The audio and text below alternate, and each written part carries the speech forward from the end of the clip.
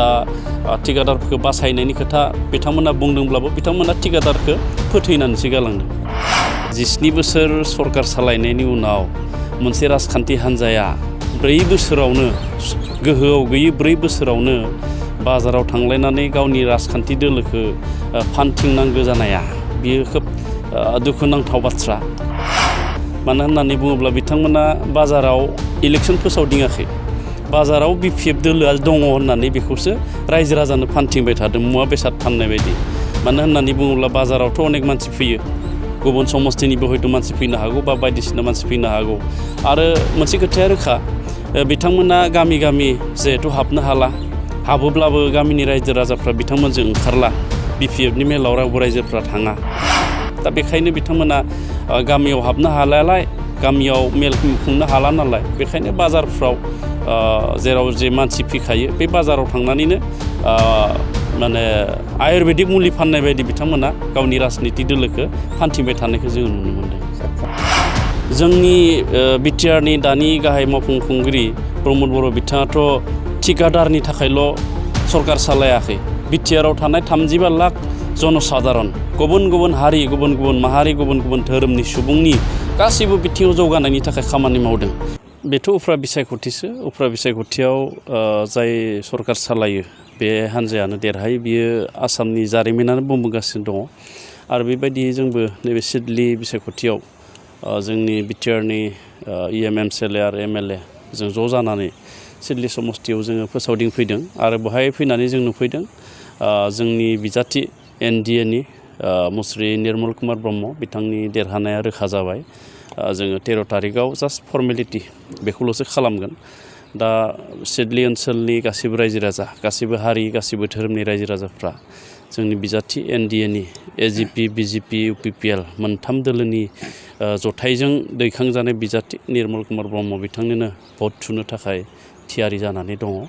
आरो आसामनिफ्रायबो गोबां MLA मन्थ्रि, लोगोसे केन्द्रीय मन्थ्रि सर्बानन्द सन'वाल आरो chief minister doctor Himanta Biswa Sharma बिथाङाबो फोसावनानै गालांबाय। आरो बे हिसाबै जोंनि नैबे सिडली समस्तियाव देरहानाया रोखा जानानै थाहैबाय। बेखौनोथ' माने साननो गोनां जादों बा मिनिथावना जादों। 17 बोसोर सरकार सालायनायनि उनाव मोनसे राजखान्थि हान्जाया 4 बोसोरावनो गोहोआव गैयै 4 बोसोरावनो बाजाराव थांलायनानै गावनि राजखान्थि दोलोखौ फानथिंनांगौ जानाया बियो खोब दुखुनांथाव बाथ्रा।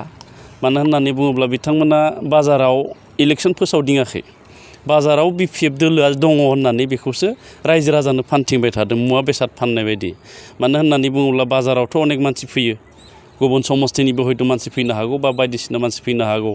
आरो मोनसे खोथाया रोखा, बिथांमोना गामि गामि जिहेथु हाबनो हाला, हाबोब्लाबो गामिनि रायजो राजाफ्रा बिथांमोनजों ओंखारला, BPFनि मेलाव रावबो रायजोफ्रा थाङा। दा बेखायनो बिथांमोना गामियाव हाबनो हालायालाय, गामियाव मेल खुंनो हाला नालाय, बेखायनो बाजारफ्राव जेराव जे मानसि फैखायो बे बाजाराव थांनानैनो माने आयुर्वेदिक मुलि फाननाय बायदि बिथांमोना गावनि राजनिति दोलोखौ फानथिंबाय थानायखौ जोङो नुनो मोन्दों। प्रमद बर' हाटआव BTCनि थिकादारफोरखौ बासायो, प्रमद बर' हाटआव बिटिआरनि मैगं गला दखानदारिफोरखौ बासाव होननानै बिसोरो स्ल'गान होदों सार। बिटिआरनि थिकादारखौ बासाव होननायाथ' बेथ' बेपारि राजनितिसो जाहैबाय। जोंनि बिटिआरनि दानि गाहाय मावफुं खुंगिरि प्रमद बर' बिथाङाथ' थिकादारनि थाखायल' सरकार सालायाखै। बिटिआराव थानाय 35 लाख जनसाधारन, गुबुन गुबुन हारि, गुबुन गुबुन माहारि, गुबुन गुबुन धोरोमनि सुबुंनि गासैबो बिथिङाव जौगानायनि थाखाय खामानि मावदों। दा बेवहाय जौगानायनि थाखाय खामानि मावनायावनो जायफोरा क्वालिफाइड थिकादार, जायफोर रेजिस्टार्ड गोनां, जायफोरा गावसोरनि मा होनना बुङो बेखौ टार्नअभारजों गोरोबनाय, बेबायदि खामानि मोनगासिनो दङ थिकादारफ्राबो। दा बेवहाय हाग्रामा महिलारि बिथाङा फैफिनबानो गासैबो मानसिया थिका मोनगोन बेबो नङा। आरो आंनि नुनायाव दिनैथ' जोंनि सरकार सालायनायाव गोबां गामिफ्राव बा गोबां जायगाफ्राव जोंनि मानसियानो खामानिखौ मावगासिनो दङ।